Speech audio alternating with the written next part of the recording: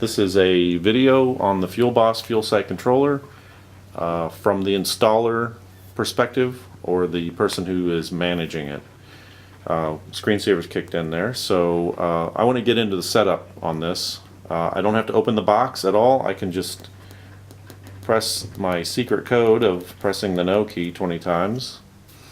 Now obviously you don't want anybody to get into the setup without security, so we have a password. Right now the password is very simple, but you can change the password to whatever you'd like. If you go in the general setup, you can set whether you're talking liters or gallons. We can change the password to get into setup, date, time. This has alarm outputs, which we can define those. It has a USB flash drive, and everything is recorded to that.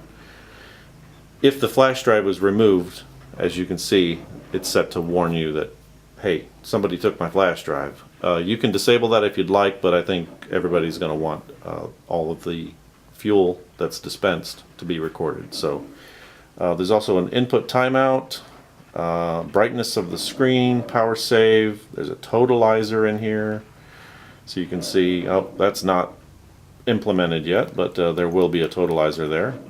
See a firmware update, so we can update the software very easily. So I'm going to get back to the next menu, which is product setup. This is where I can set up the products, obviously. Pick a different name for the product. Let's say this is no longer regular. This is now kerosene. Pulses per gallon. Any installer would be familiar with these parameters: unit price, handle timeout, first pulse time, and then product 2, same options. So again, this is a 2-product system. I can manage it completely through the keypad. I don't need it to be interfaced to a computer. However, you can have it interfaced to a computer if you need it. Account setup. This is where we can add a new user, or we can take an existing user like this one. We can change their PIN number. I'm going to say no, I don't need a PIN number on this guy. And I'm going to say they can get both products. Right now you can see they can only get kerosene but not diesel, so I'm going to change that to where they can get both products. Very self-explanatory menu system here. And then of course there's the diagnostics, which we include on all our systems, so anybody doing an installation or having some trouble can figure out what's going on. So that's the setup. Once I get out, those changes I made will apply immediately. I don't have a flash drive in this, so it's warning me.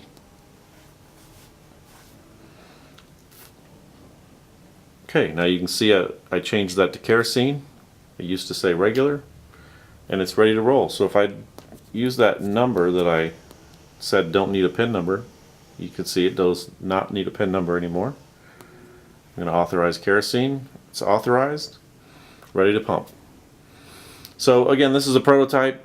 It's going to be a steel box with a lock and a little bit more sophisticated looking front door, but this screen is the final screen. This is the final interface. We've got prototypes running. The final box will be available very soon. Thank you.